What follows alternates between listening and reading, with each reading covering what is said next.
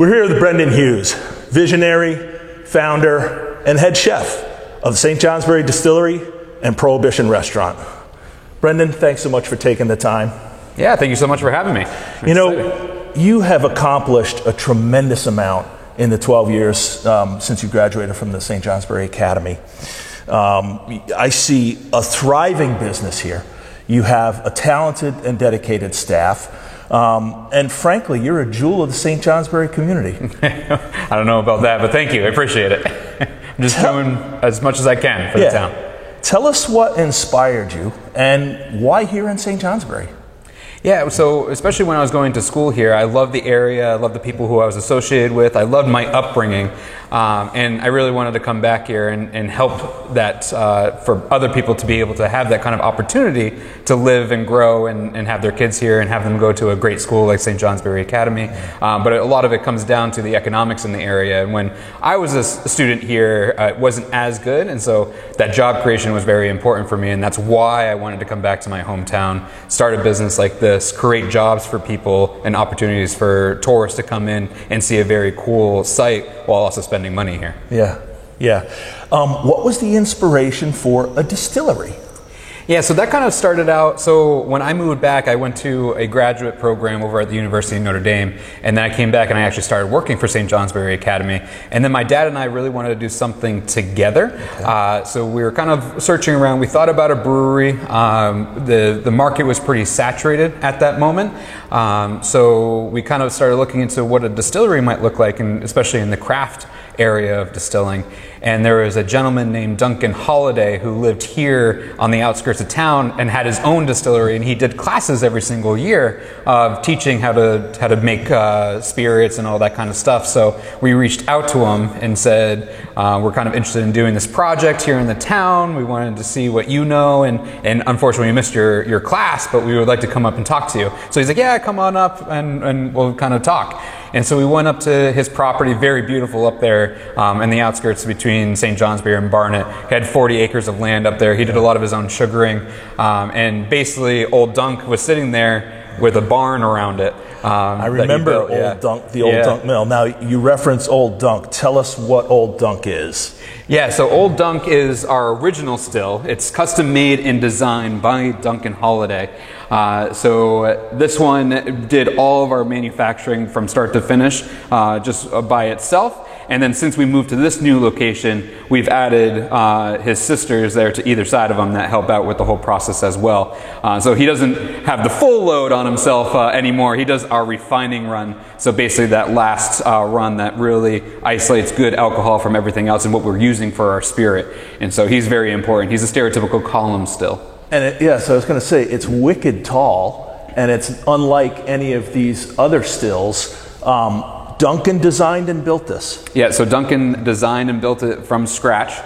So you'll never find another still like that in the whole entire world. And he has a very important condenser, which is where all the vapor comes off and then condenses back down into a spirit. And so we call it a waterfall condenser, and that's the only one in existence here on the planet. Cool. Right here in the Northeast Kingdom. Right here in the Northeast Kingdom. That's cool. Now, you are employing a bunch of your friends from the Academy. Tell us a story about how you envisioned this whole thing and then got the talented help that you have. Well, it's kind of funny because they always say never to go into business with family and friends, but we did the complete opposite here. So that always, and I think we do it very, very well, and that's because we respect each other, and I think that's really where the core comes from.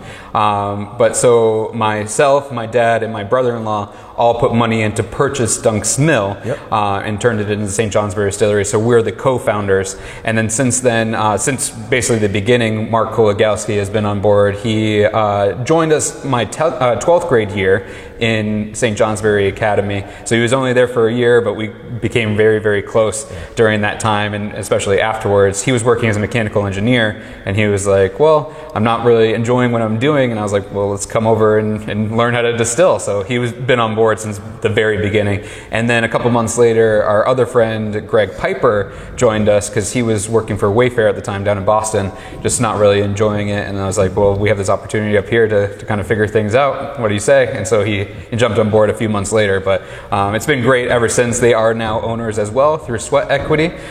So it's a really nice kind of gesture to not only the people who are coming back here and living and thriving because they also want to live here, but being able to be a part of a great project like this and kind of dedicate their expertise that they learned elsewhere to this project is very important for us, because we all kind of have our different mindsets and our different expertise that all bring it to the table, which is a nice kind of combination.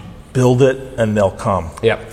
It's interesting because so many young people can't wait to leave Vermont, and you're really becoming a beacon that, hey, we can have a great life and live right here in the Northeast Kingdom where we grew up. Yeah, 100%. And that was the major goal. It's part of our kind of mission here, is being dedicated to the town and the area surrounding it, but making sure that there's opportunities for people to, one, come back here and have a thriving job and career, but also being able to kind of support the tourism in the area and obviously make some great spirits that people can enjoy as well. So it's all kind of a win-win on either side. And live in the natural beauty of the kingdom. Yeah.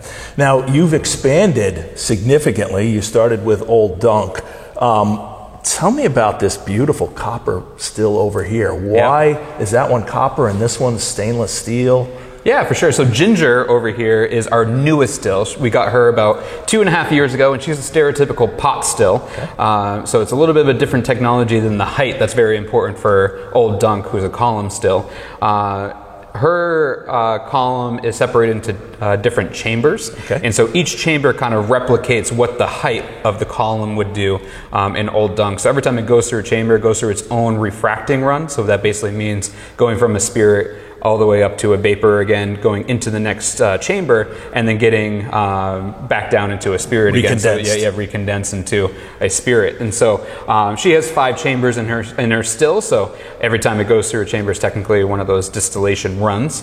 But the copper is kind of important as well. Is that stereotypically in a pot still they usually use copper because of the material at the time. But whether it's a chicken or the egg kind of situation, that copper actually adds a lot of flavor to the spirit. And so because when they're using those pot stills, they're mainly making that whiskey or that vodka, gin. It kind of associates that flavor profile. So the copper adds a lot of those molecules to it and adds a little flavor to it. So that's why the copper is important for our vodka and our gin that we make out of ginger.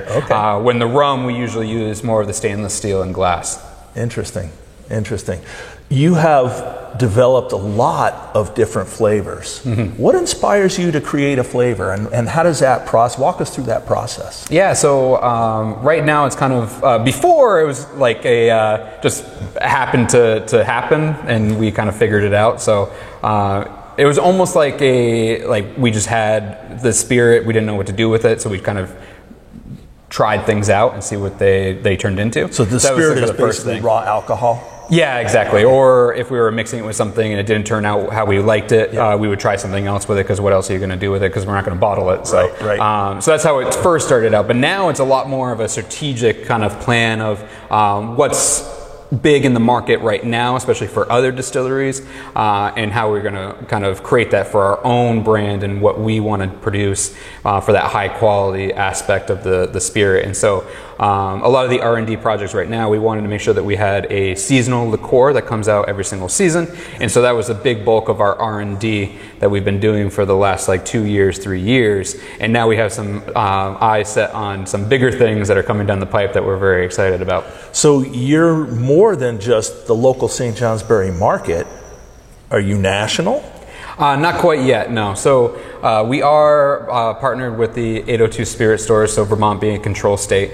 So we work very closely with the state of Vermont to make sure that all of our, or some of our products, we have 6 of them, that are available to the consumer off the liquor shelves in Vermont and to the bars and restaurants. We are in New Hampshire as well, just for the bars and restaurants. We haven't quite hit the shelves yet for personal consumers. But one of the great things that are happening more recently is that the states are starting to pass laws that allow directly shipping spirits to people. And so that's something we've been trying to tap into a little bit so that people outside of our region can try our stuff and taste it and have it on their liquor shelves as well. Right.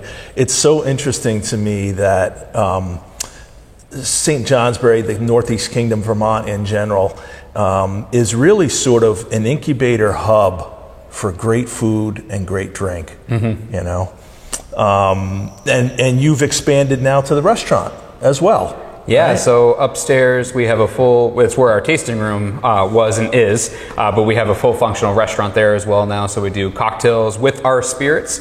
We have beer, wine, cider options for people who might like that a little bit better than spirits, which is totally okay. And we have the restaurant side of things that make food as well. So, and it kind of allows us to highlight our spirits in cooking, which is very cool. So we have some baked goods for our desserts that are made with our stuff. We have sauces that are made with our stuff. So it definitely highlights a whole different aspect of our spirits than just making a cocktail or drinking it straight, which is very cool for somebody to come in here and experience it. Yeah. Well, and I was shocked because as I was getting to know you and getting to know your operation, I poked my head in the kitchen and here's Chef Brandon. Yeah. Like, didn't I just see you in the distilling room? Yep. So you do a little bit of everything, don't you? Yeah, I do. So especially being an entrepreneur, I'm sure everyone can attest that you really wear multiple hats when you're running your own business, and so wherever your time needs to be dedicated to, you just kind of hop in there and do it. And it does resonate with a lot of our other staff as well, seeing that